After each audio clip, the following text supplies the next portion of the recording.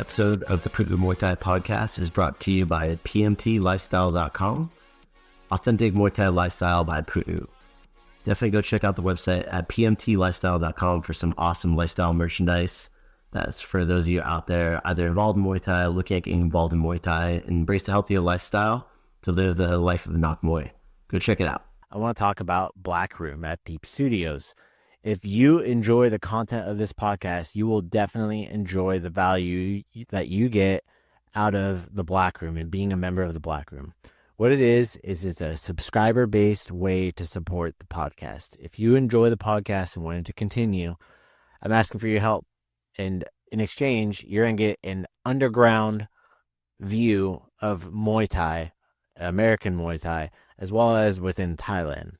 We have people who are now working on the ground in Thailand that are helping us get media, content, all that stuff. We're posting it there on Black Room, as well as behind-the-scenes footage of the podcast recordings when we're recording. After I stop recording for stuff that we broadcast, we put some subscriber-based only content on there. So you're going to really get a lot of value out of that subscription. Okay, it's not just supporting the podcast. We also have podcast subscriber only merchandise that's coming out as well here in 2024. So you have to be a part of the Black Room in order to get access to that. So I'm asking you for your help on that, but I know that it's not so much of you helping me. It's going to be us giving you a ton of value that you're going to get and just enjoy it. And it's only $5 a month. All right, you can cancel it anytime. Every little bit counts. Please go join it. The link is down in the show notes. All right. Anyways, sit back and enjoy the show. I'm here today with Ognjen Topić. All right, I got that right. Yeah. All right, sweet. We're here at Pu'u Muay Thai. Ventura is here today for a seminar at our academy. Just came into town, and we're here in the office, and figured it'd be a good time to just shoot the shit a little bit. We're drinking coffee, and we're talking about a little bit like the mentality, because I said the first time, like, I knew who you were. There's the Friday night fights and stuff like that when you're fighting. But the one where I was like, I want to start seeing what this guy does is when he fought Power from Sasi Papa Gym. And on paper, because what number of the pro fights was that for you? How far were you into it? And I think that was maybe the Neungsiam fight was, I think it was my 8th pro fight. So that must have been like my 10th, 11th. Yeah. So on paper, it looked like a massive mismatch, right? Because Power had like triggered some fights, right? And I knew Power, and I'm like, oh, if he's training, this is like, could just not be good. And you knocked him out. What was it? You said second round? I think it was third. Yeah. Third round? Third round, yeah. Right, head kick too, knockout. And I remember just thinking like, shit, well, I guess I'm following Ognjen, seeing his journey through this, because that's like a statement of like, hey, I'm fucking here. Yeah, right. Like I'm here. I'm up with those guys, and I thought that was a good moment for Muay Thai in America too. You know, I think was that a little bit after Kevin Ross retired, like was getting closer to like his peak of fighting and stuff. So it's like kind of was 2011. Yeah, and like next generation's coming up, right? Yeah, that's the way I saw that. In seeing that transpire, you know, we're talking a little bit like mentality when it came into that. So how is it being, like, mentally, what did you do prepare for stuff like that when you're, like, Neungsiam, too? He just fought Verzilla last night. Do you see that? Yeah, I think it was, like, a last mission, or... I don't know what it was, but... Because Verzilla, I think he's supposed to fight somebody from Florida Kickboxing Academy, from those guys at the Muay Thai guys. Yeah. But I don't know if that was the fight that was supposed to happen and something happened. I don't know. But the fact is, if you don't know who Neungsiam is, he's a legend in the sport, especially here in the U.S. You know, he's a Fairtex guy, I think. Yeah, he was Omnoi Stadium Champion. He fought Saenchai. Saenchai, too. So yeah, very good fighter. You can still look at the fights from him as well to see like when they're both like 14, 15 years old or something. Like that, very young.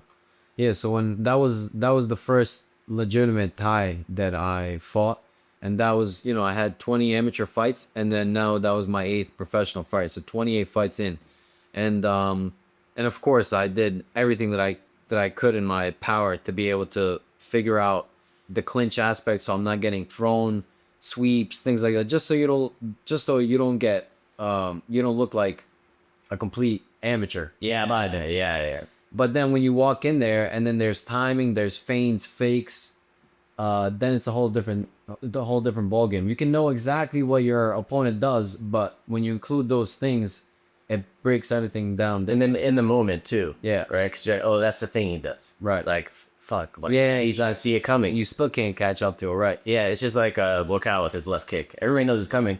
Yon Saenchai too. You know it's coming, but you still Can't defend it, right? yeah, you know, because they're masters at that aspect.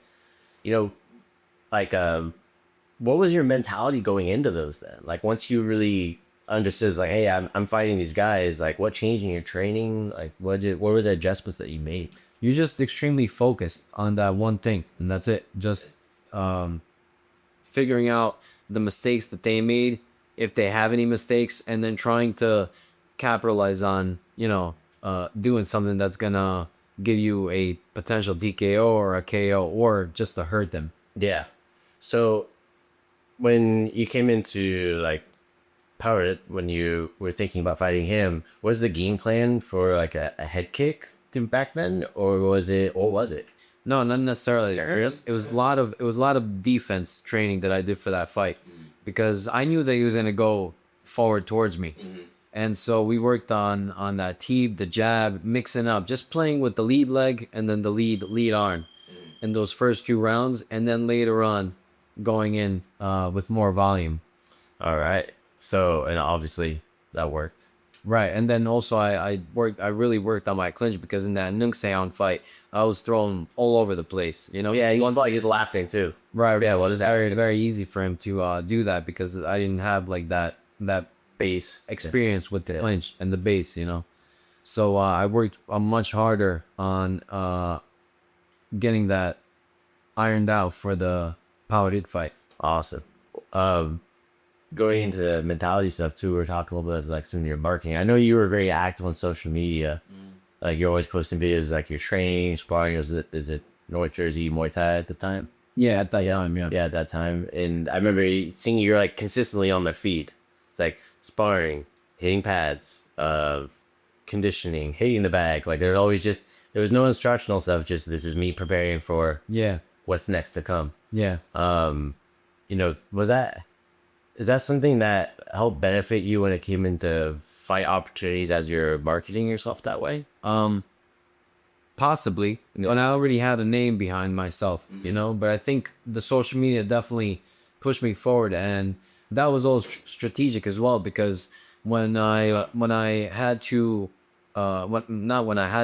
decided to quit my job, which was graphic design, because it was so difficult to do a 9 to 5 job, and then 5 to 9 I had to fit 2 sessions into the gym. Yeah, and were you running in the morning too before? Or? Sometimes I was in the morning, but most of the time it was right after work. And you were fighting a much lower weight class back then too. Right? Yeah, your fight was 122 or what? It was 125. I started as a pro, and then it was 130, 132, then 135, and then I went up. Actually, 135. Yeah. But as an amateur, I was fighting at 140, and then when I went to one championship, I was fighting at 145, which obviously was not a good choice. No, especially with the guy in the small glove on there too. Yeah, exactly. That's a whole different beast. Who'd you fight in? Because you fought, was it twice in one or? No, I fought 4 times. 4 times. I fought Samapet.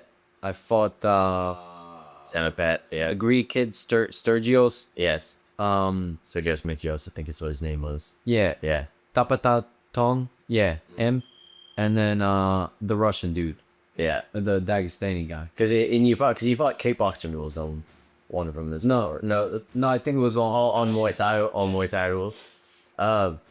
So with marketing and stuff like that, and your background in that design, obviously making the decision to go to, hey, I'm gonna double down on fighting and quit my day job. What was the deciding factor on that for you? It was very difficult to do, because you're going from steady income to Stability. 0 income, but I just believed so hard in myself that I'm gonna be able to do this, and if not now, then it's never, because my youth only comes once. But graphic design I can do whenever. You can do it, and you can do it in a wheelchair. Right. Yeah, Exactly. It's always you can see. So once I did that, then I decided And Instagram, I was never really using it. I thought it was pointless unless you have a business. You know, like I don't care about showing myself on photos. So once that happened, then I went really hard with the social media and Instagram. I started posting up those videos that you're talking about. And then for the Facebook fan page, I remember my boss was telling me, "Hey man, you should create a Facebook fan page." I was like, who's a fan of me? Yeah. Who gives a shit who I am? You know, I don't have 200 fights. I'm not some big name. Yeah. And then I was thinking also, isn't a fan supposed to create a fan page for you? You're not supposed to. You're not the fan. You know. Well, but it was That's the mentality that I had. but also that stuff was kind of just evolving into what it is. Yeah, exactly. Right? But exactly correct. That was like when it first started coming out. Yeah, so I understand that mentality for sure, 100%. I created that fan page, and now I have 100-something thousand followers on there. You know. It went to critical mass, Yeah. right? So you obviously approach fighting like, hey, this is my business now, Exactly right. right? So that's why you, Exactly. all right, I'm gonna do this. This makes Because I had to figure out how to make money now from Muay Thai. yeah. So is that something that helped you later on? Like, obviously, kind of fast forward, you ended up moving to Thailand, right? Is that something like having that that following? Is that stuff that helped you when you were in Thailand also, like financially or anything? I think it helped. Well, yes, because I was able to get sponsors. That was my whole objective, to get as many followers as I can, so I can make money now. Now I can ask for more money from sponsors. I can leverage maybe doing seminars and personal training and things like that.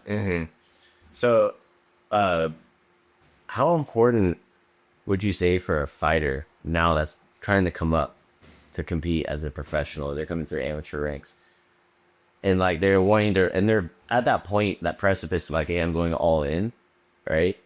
How important do you think it is that they focus on their brand in media and like online media?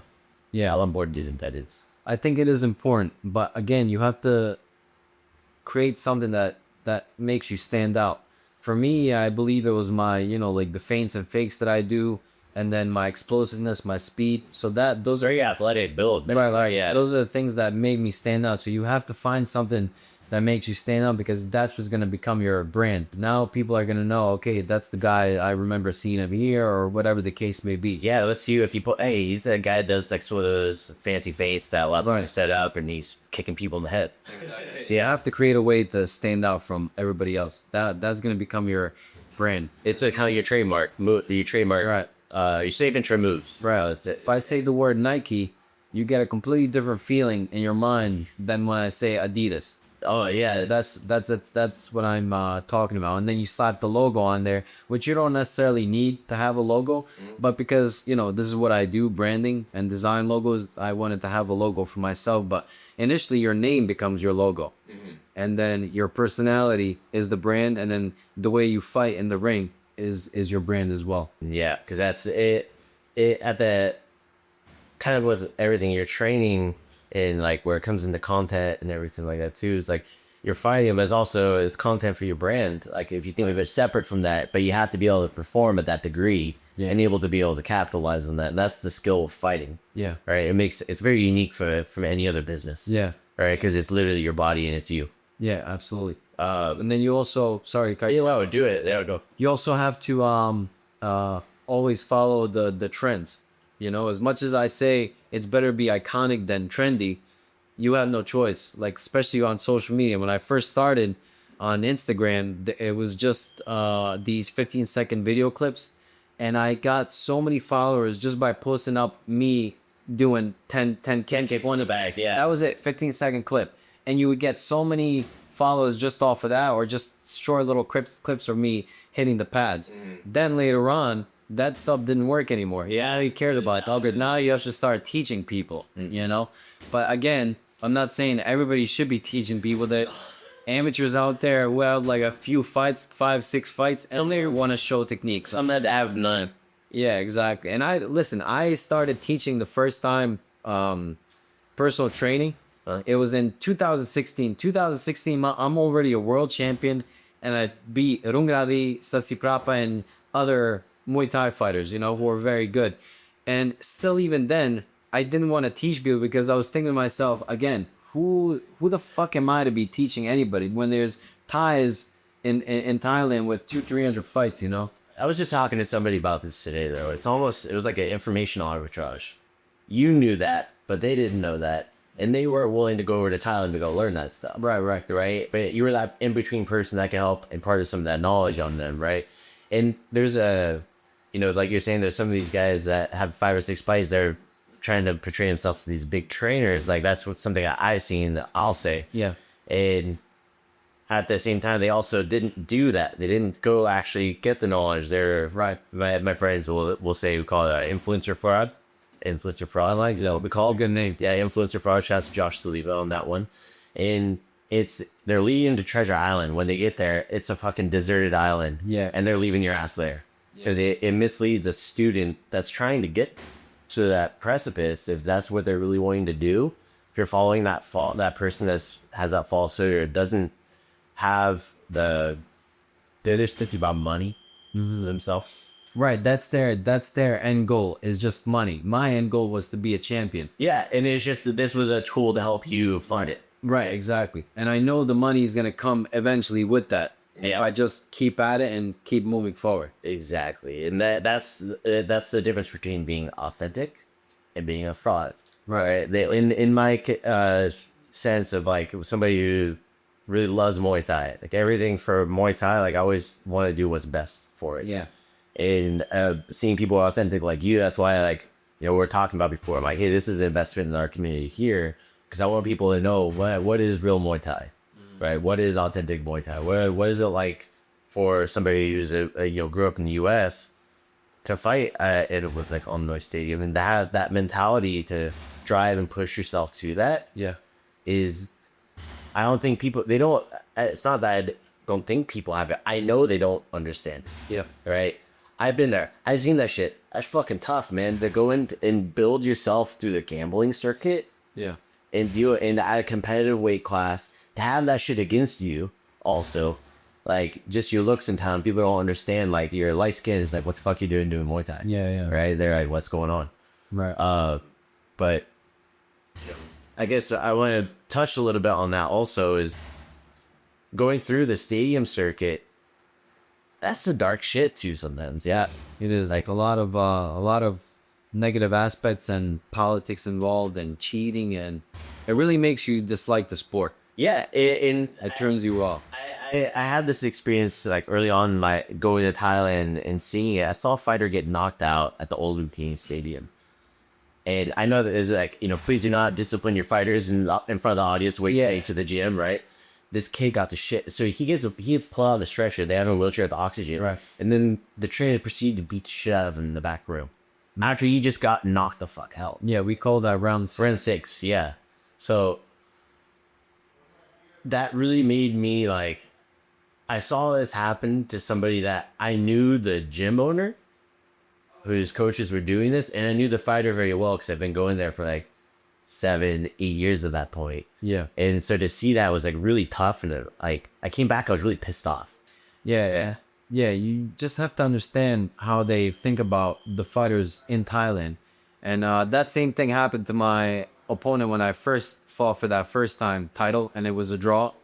And he got the same thing. Nice drive, and they recorded it, and then it went all over the news media. It was on regular channels in Thailand, and there was like a huge uproar in the Muay Thai community, not just Muay Thai community, but in general. Yeah, it's like people are like, wait, what the fuck's going on? Right. But you have to understand that fighters in Thailand, they're just numbers, and that's it. It's almost like you're like a paid slave. You're a racehorse. Right. Yeah, you're literally, they have the contract. They own your image and likeness as a fighter. Right. Fight name. Yeah, correct. That's there. Are you under contract or something like that? No, and I deliberately never wanted to be a sponsored fighter. I've paid my way through every single gym since 2008. Fuck yeah. Because this is something like, I'm sure people ask you, how did I become a sponsor fighter? It's like, I don't think you really want to do that, man. It's like, if you can afford to not be in that position, it'll probably be better because it makes you more or less like a free agent almost. But you can also show your loyalty in other ways, too. And I've seen people get the butt end of that, you know, where it's like, hey, you're not really getting any training, and then I guess throw you into a high level fight and get fucked up. Yeah. Right. And then they give you a round 6 treatment when you get back. Right. So it gives you also an appreciation for people like Saenchai, right? Like Bokan, the people that went through this stuff and they still doing the sport. Yeah. Because it's like, man, they must really love it. And like, even though they hate it, I'm sure, but they also love it to a degree, because otherwise they probably would have just said, fuck it, I'm going to become a farmer. Yeah. It was like Pornsene from Saenchai. Right. You know, same thing. He's like, I'm just going to be, go back to be on the farm. Because he's just like, I'm done. Right. But you get Saenchai, yeah, he's able to capitalize on it. Yeah. But speaking of Saenchai, how was it fighting against Saenchai? You fought him in Thailand, right? No, it was in Hong Kong. That was in Hong Kong. Yeah. Okay. What was the, because you were training were you training at PK Saenchai gym with it? No, I was in New Jersey. You were in New Jersey when you Actually, that's how it went about.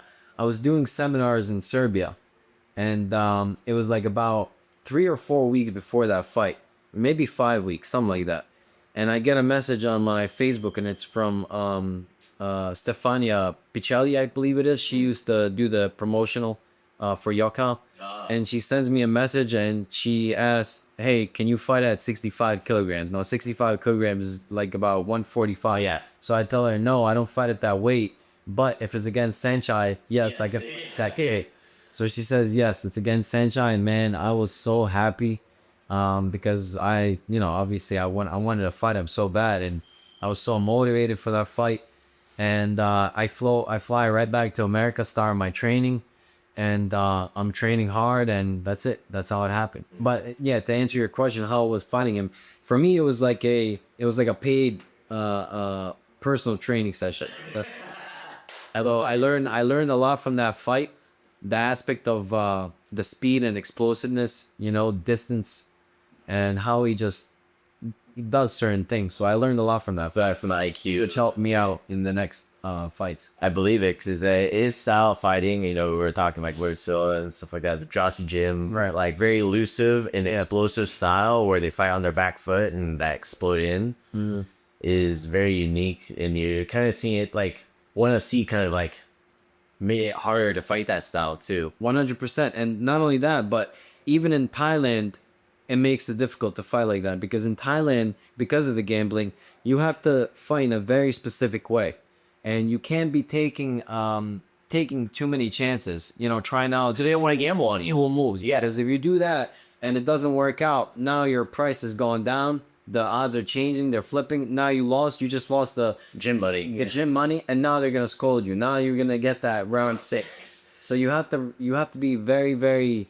You have to just fight in a very specific way, the way they ask you to fight. Yeah, to fight. Yeah, because this is some of the stuff why I was stoked to have you on, because I know not a lot of people like understand that. I know you probably don't like. Have you had the chance to explain this to a lot of people? Not much. I do a seminar on gambling and scoring, how it's Especially that you were doing that with gambling, and it's complete. It's a different sport. Yeah, And it's not going to do with how many kicks you throw, or sometimes even how hard your kick throws. It's about a lot about position and how you behave in the ring, how you perform as the show bursts. Correct. Yeah, correct. It's like, okay, how high are you kicking? How I'm using references like that, but it's just more like you said, the posture, the control, and domination, and showing your ring prowess as like as a fighter.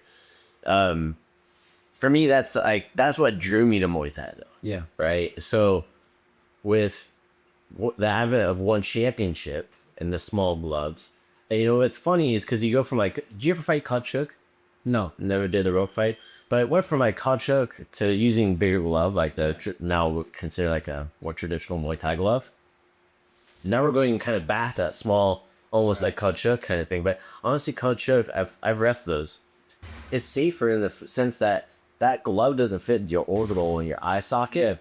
With the Kachuk is bigger, so it won't actually go into your eye socket the same way. Yeah, it has rope, it can do different things, but it's actually, from a damage standpoint, safer for the hand with the rope, because it has more support than the glove.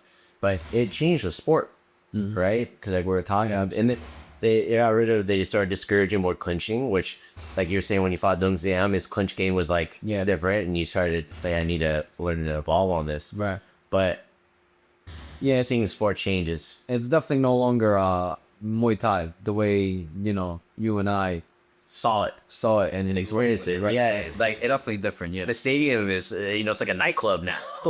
It's like RWS. It's cool. Like I appreciate it. Is it good for the sport? I don't know. Time will tell.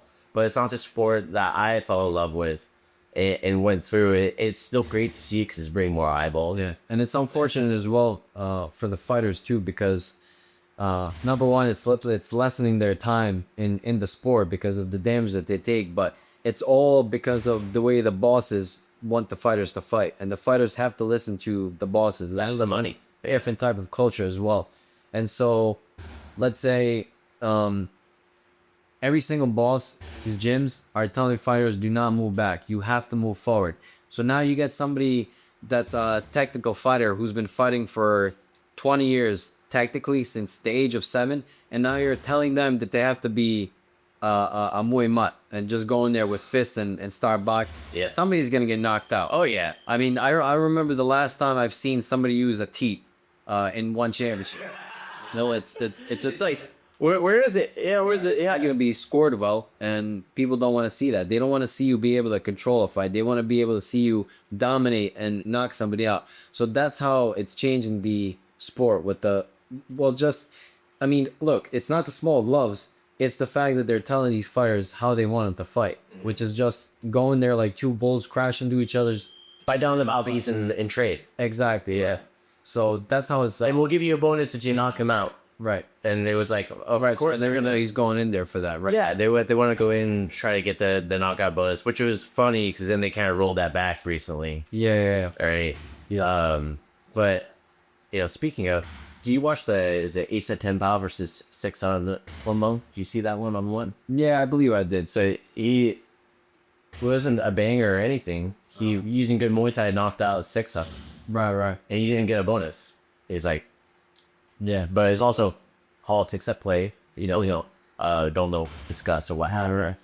But I always think it's interesting. Sometimes it seems like it's subjective, also based upon who is doing the knockout. Yeah. Right. Who they were hoping wins. From what I've seen, and I don't blame them. They're trying to build up their heroes too, right? Going into one championship, we're talking like now it's bringing more eyeballs on this sport. It's not like people come into our plate in our academy and they're like, oh, like, how did you hear about Muay Thai? It used to be like, oh, I was kind of walked by. Now it's like, oh, I saw it on Amazon Prime. I was watching one championships. Oh, shit. It's like, yeah, I know who Rod Tang is. I know who Stan Pumic. Dude, this is like, it helped, we don't have to educate them as much. Right? Because they have a rough idea. Yeah. Well, it's not the full aspect of the art of Muay Thai. It's the glimpse into it, where they at least have a understanding that, hey, you can punch kidney and elbow, and it's not pronounced Muay Thai, or it's not a trick, right? Because it was like, that joke less and less. Yeah. Right? But the Muay Thai. Yeah, Muay Thai. Yeah. But for you now, you're stepping into coaching. You're stepping into doing your seminars and stuff like that too. What's next for you, man? Yeah, I'm gonna continue doing that. Maybe open up a gym. Nothing's definite, but yeah. Well, I think regardless, whatever it is, as long as it fulfills your purpose about what you want to do, I think it'll end up working out, man. Yeah, because marketing, branding, seminars. I haven't taken a seminar from you, but I've seen how you teach and like the details. Like I was talking, just some of the clips you've been posting from your seminars recently. I'm like, I know it's gonna be good. Like I'll get value from it. Who had a really ridiculous IQ? Did you ever train with Danny Bill? No. If ever get the chance to, highly recommend it. His IQ is so high, and the thing is, he's like, he's French Cameroon guy, so he speaks English, but he's older. He can't really move around that much because he needs a hip replacement. Yeah, but his IQ is still there, and his explanation of it. Everybody so all our instructors frothy at the mouths because it's like the level of IQ is very high. He's speaking, in algebra 2, geometry, all this stuff for people, and people are more intermediate students. They kind of maybe got some of it, but the level of his IQ is probably the highest I've ever experienced from somebody that speaks English, and from somebody who's obviously been there, done that. Right. You know, it's like they flew his ass out to on a day's notice to go weigh in morning of at Limpini and go fight for a title, and he wins. It's like that's some shit right there. Yeah. But same day I took him to a place where he got coffee and a croissant. Yeah. Well, what do you want? It's a black coffee and a croissant. Done. Let's go. That place pretty good. Yeah. Yeah. Well, like, Yeah. So they opened up they had one location in Midtown for like 8 years, maybe longer, and then they just started blowing up and opening up more spots. And that's how I judge every bakery by their croissants. Almond croissants. So you're almond croissants. Yeah. So they definitely. So 1 out of 10. What would you say? What would you rate that one out? I'm putting you on the spot here, man. That was a 7. 7. No, that's not bad. Have you had a 10? I have. Where? Thailand, man. No shit. Bangkok. Well, okay, I'm not surprised. Bangkok has some of the best restaurants now. It wasn't like that always. No. This was just like recently, within a few years. Like I've had 3-4 years. Yeah. Yeah, I've had some of the best food over there. I really have. There's a lot of people who are moving, who are learning. Yeah, learning how to do like French type of baking and Italian cooking. Yeah. So yeah. Well, in the cooking like that, it's not like in the baking. It's not cheap to do, but the labor costs there are a little bit lower. Yeah. And Thai people are very crafty. They would love to make money, so they're usually very incentivized to get that process down. And then they're very competitive. Right. So you end up getting the best of the best. Yeah. When you eventually moved to Bangkok, right? What year did you move there? That was the first time I went there was 2008 for 1 month. Mm-hmm. Then again in 2010 for 1 month. And then at the end of 2013, December, 1 month. And then that's when I started deciding, okay, I have to quit my job. And in 2014, that's when I quit the job. And then I went there for 7 months. And then I started going there for longer periods of time. Were you permanently staying in Bangkok? Yeah. Why? I think I know why, but I want to hear from the horse's mouth. Right. My whole objective was to be the best that I can be and to have that chance to fight at the highest level in the best stadiums and to potentially get a title. So Bangkok is where you need to be. Yeah. Well, highest level fighters go to fight. Right, exactly. So why not be in the mix? Yeah. When you think about somebody who's wanting to train, they want to train Muay Thai, and they want to learn get the most out of their time training and competing. Would you say Bangkok's a place to get that, or is there a different place for that? Yeah, but I think it also depends on the trainers too, because you'll get very good trainers. Like, let's say Cookie has a gym down in... Yeah, he's over at Y. Yeah, and he's very good, and he speaks English, and he knows how to explain. He knows how to cater it to foreigners. Yeah. Not too many Thais. I'd say he's an outlier for sure. Right. Yeah, there's not a lot like it. So it also depends on the person. Mm-hmm. But for a majority base... Yeah, I would say Bangkok, yeah, because they have the most amount of high-level trainers there. Exactly. The high-level gyms are going to hire the best talent for their for their racehorses to go perform, right? So this is something a lot of people like. It also comes into marketing stuff because those guys don't market to Western audience typically, right? They're the tourist gyms like in Phuket, like in Koh Samui, they'll market for the Western audience because they're getting a lot of tourism. Yeah. So they want people to come there to come stay at the gym. Yeah, they might get some good trainers. And you might be able to get some decent training there, but usually you're gonna pay a little bit more for it. And unless you're there for a long term and have an established relationship with the trainer, you're probably not gonna get like. In my experience, from seeing it for people, and I try to tell them, it's like, hey, unless you're paying for one-on-ones and just go in there and train with a specific trainer like Cookie, like you're probably not gonna get the amount of training that you would normally get. Right. If you had the same dollar per dollar transaction in Bangkok at a place that has a high level gym too, because you're also in Bangkok and it's not a pretty ass beach. Yeah. It's like you're in Smog City. Yeah. But it's tough. All right, so we're gonna rewind a little bit. We'll go back to we're talking a little bit about taking risks in Muay Thai too. Like let's talk about Danny Bill. Again, is taking those last minute notice. What are those times like? I know you mentioned that you wanted to touch on that a little bit of those taking risks.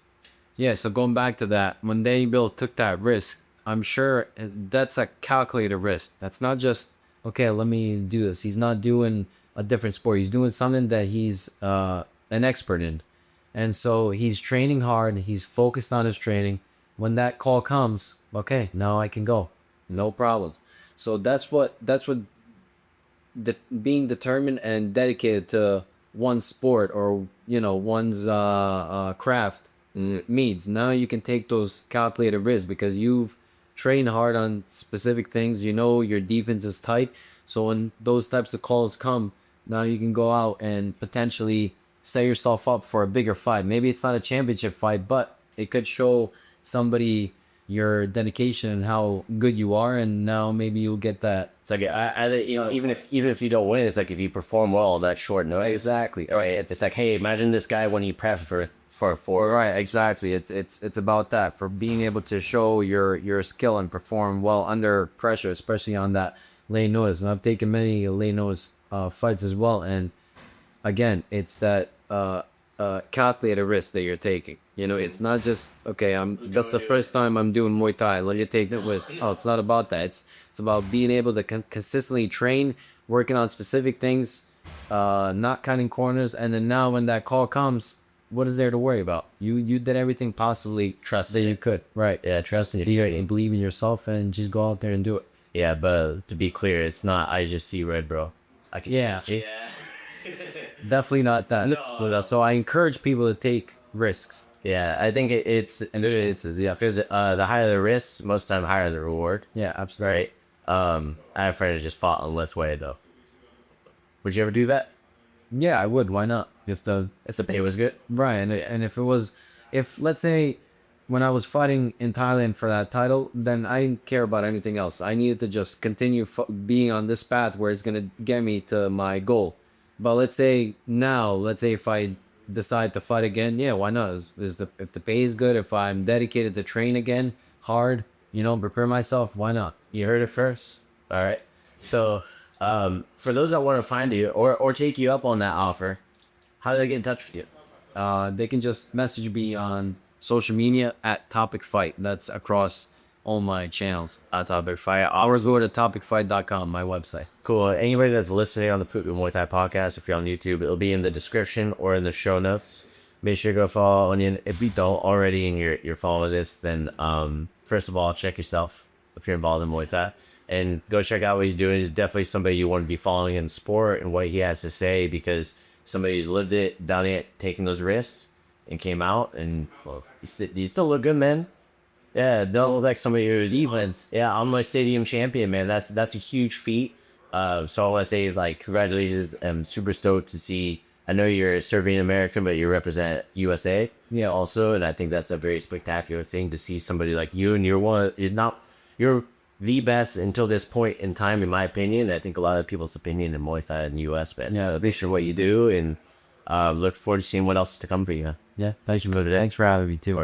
All right, that's going to be it for today. Thank you so much for tuning in today to the Pu'u Muay Thai podcast. If you enjoy the content, go leave a review over on Apple Podcasts and on Spotify. Give us a rating. It means the world to us. Also, if you want to be a guest on the Pu'u Muay Thai podcast, or if you just want to shout out to your friend, go check us out at podcast.pu'umuaythai.com. You can submit to be able to be a guest on the podcast. You can submit what you want to talk about. Also, if you want to just give a shout out, there's a button for that too. Sawadee Kop.